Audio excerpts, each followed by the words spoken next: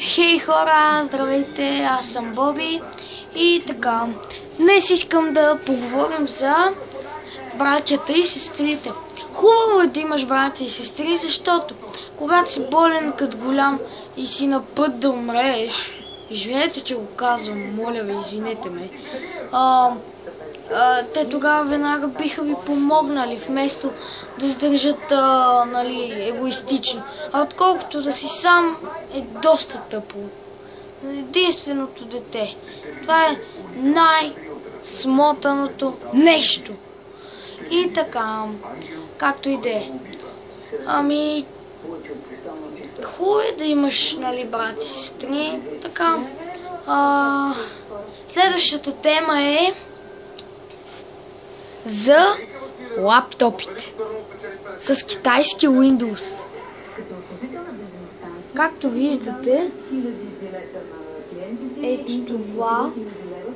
Това е марката.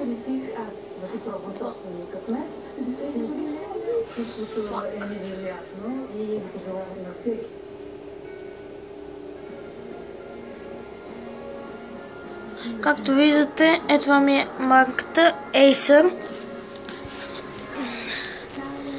И е с китайски Windows, което е просто отвратително. Направо не ми се говори. Както и да е. Хора, внимайте как си купувате лаптопи и да имаш брат и сестра, не е чак толкова зле.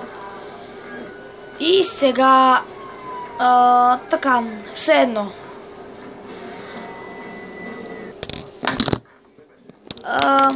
Така, следващото, за което искам да говориме,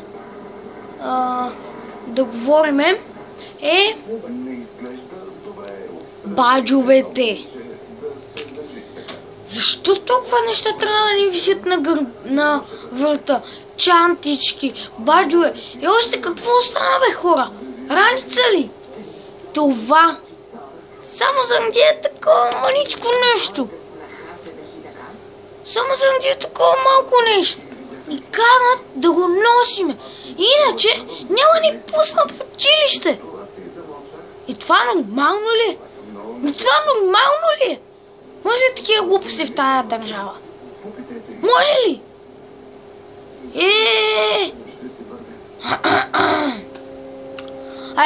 В чантичките носите толкова много неща. Примерно телефон, носни кърпи, сухи кърпи. Ето. Къде да се поснимам? Дори снимките ни се махат. Ето. Добре, може да се залепи с стиксо, но това е просто фатално. Отвратително. Може ли такова нещо да се случи в тази държава? И така, хора. Довиждане от мен и очаквайте нов клип, че естествено.